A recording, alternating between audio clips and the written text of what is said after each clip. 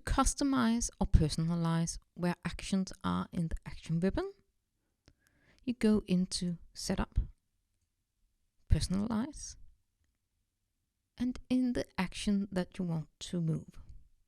For instance, under Actions item, I have Unit of Measure. I would like this to be shown in the item action group. Now it has been added. It is possible for me to move the actions around. Not complete action groups. Well, here I can move it up and down, but I can move it into another location. But I can move as many of these actions as I want to.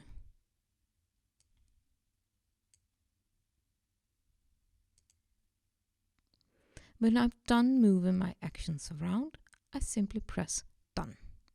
And now my customizations are in place.